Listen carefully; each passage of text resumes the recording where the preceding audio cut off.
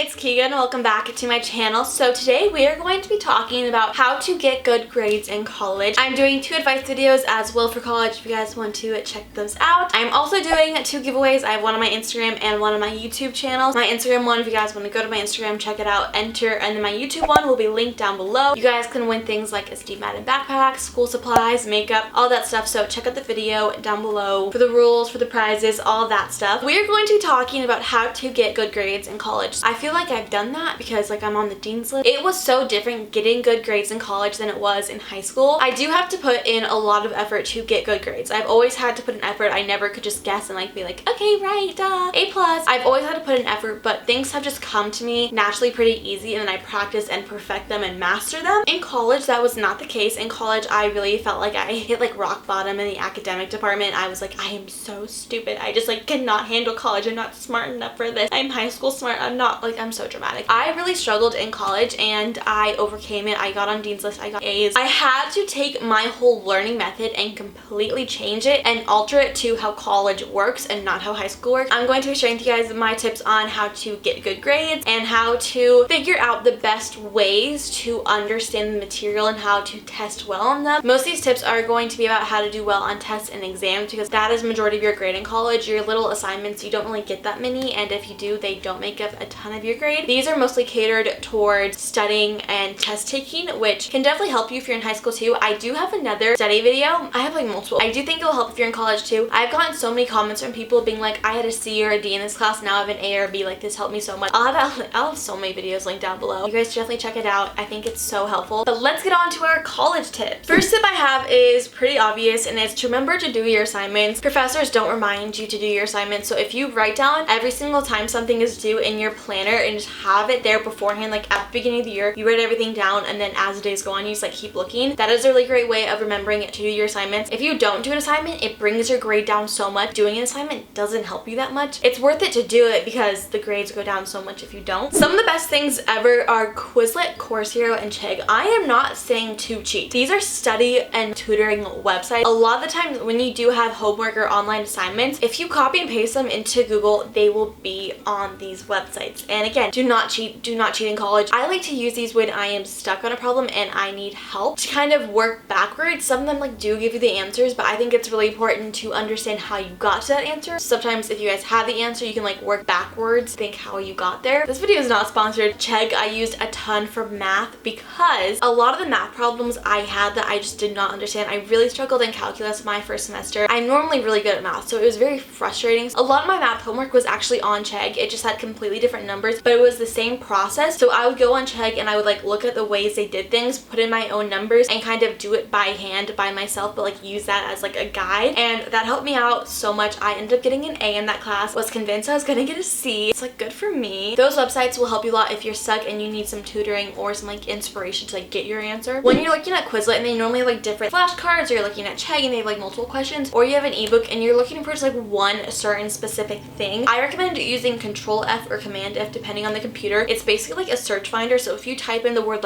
cat, it will highlight and show you every single place that it says cat in that whole web page. You're on a Quizlet and there's 150 flashcards and you only need to know one thing. Type in a few keywords and then it'll show you where it is, so you don't need to scroll throughout the entire document. It saves you so much time so you don't have to look for this specific thing. In my vlogs, I did this a ton when I had to read textbooks for some classes, and a lot of you guys wanted to know how do I get my computer to read to me. So I have a MacBook for some reference. When I have an e-textbook or even just any website, I will highlight the text that I want it to read, right click, and then hit speak, and then it will start reading it out to me. When you're learning, if you read something and hear it at the same time, it kind of goes into my brain and I process it better. That is one way that I like to do that. Sometimes if I'm doing a task, I can also listen to it while I'm cleaning or writing down notes, so it saves me some time as well. When it comes to writing essays, you can get docked a ton of points if you have improper citations. In college, we use APA citations instead of MLA. It's so annoying how in high school they taught us MLA and then we never once used it. Why did you teach me 4 years of MLA format when I will not use it in college?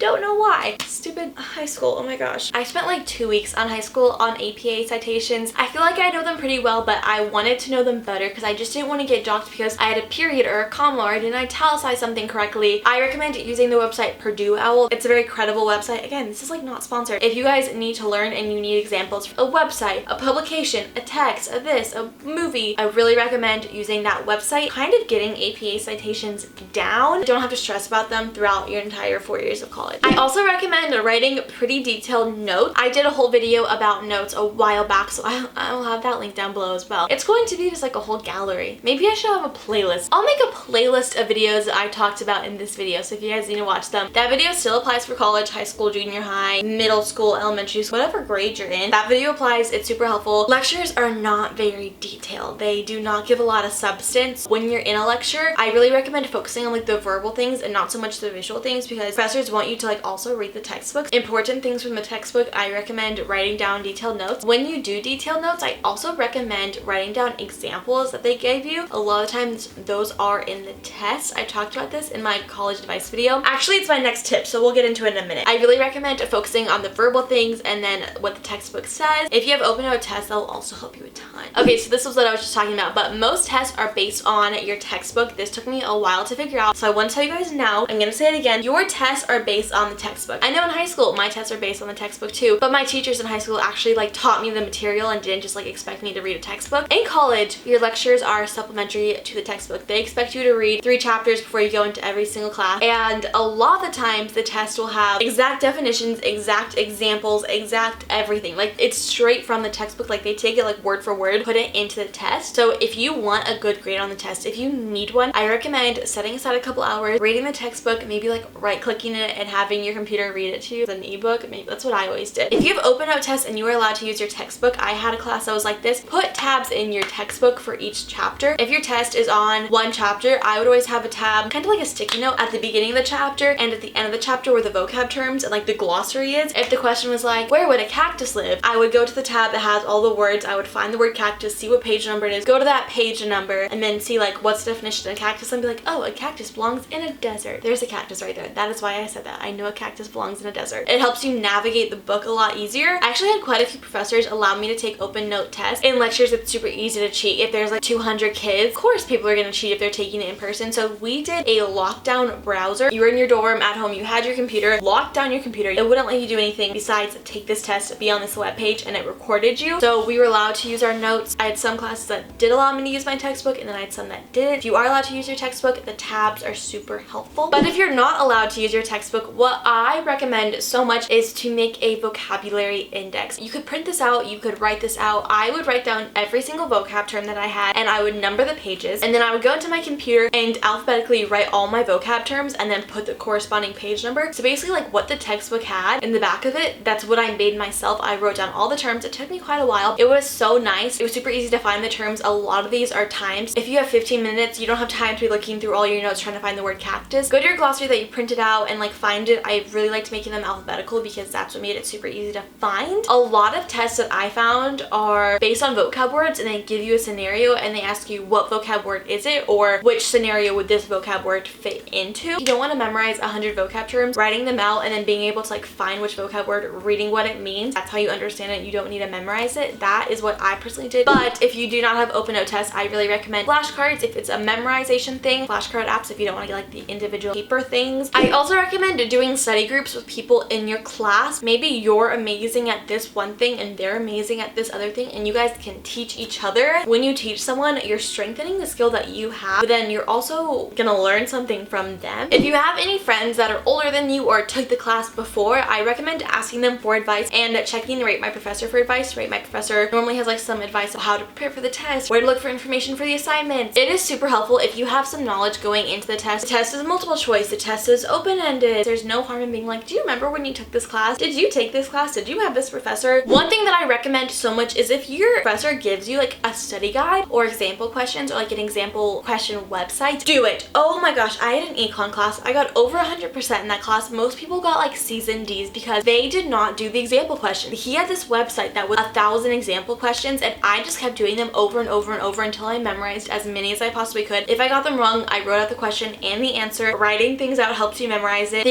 example questions he gave us were the exact questions on the test. They were the exact same thing. Example questions are the best way to practice for my calculus class. He gave us a lot of example questions and they were the exact same question on the test, just different numbers. So if you memorize how to do it, like which step, you will know how to do it with the different numbers. Example questions are honestly one of my biggest tips because a lot of times there's scenarios and scenarios can be really hard. I have no words for example questions because they're like that good. They're like that helpful. I also recommend going to review sessions. A lot of times they have the example questions here. A lot of classes, especially freshman, sophomore classes, will put on review sessions. Like their TA will have a lecture at like 6 p.m. at night and they'll kind of go over any questions that you guys have, example questions. They'll kind of go over the course material. These are so helpful, especially in math. I always went to these and it helped me out a ton. There's also on-campus tutoring, which is free. My school has this. I'm sure yours does too. Mine also had free tutoring in our dorm building. Like there was like a study room that we could have free tutoring, and people that have taken the class before, their on-campus job is to tutor people. Not only are they really good at it that they can help you, they've also taken that class before, and if they have that professor, maybe they can give you some advice. My last two things have to do with your professor. I recommend emailing them if you didn't do so well on a test. I recommend emailing them, be like, hi, I didn't do as well as I was hoping for in your last test. Is there any advice that you have to help me succeed in your class? Sometimes they're really nice and give you a lot of helpful advice for their class. Sometimes they're absolutely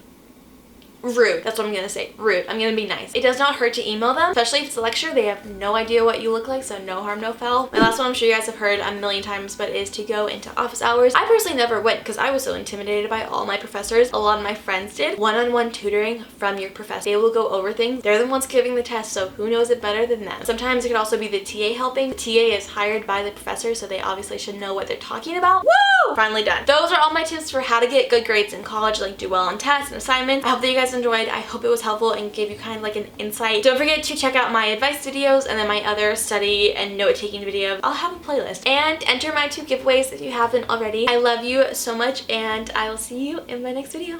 Bye!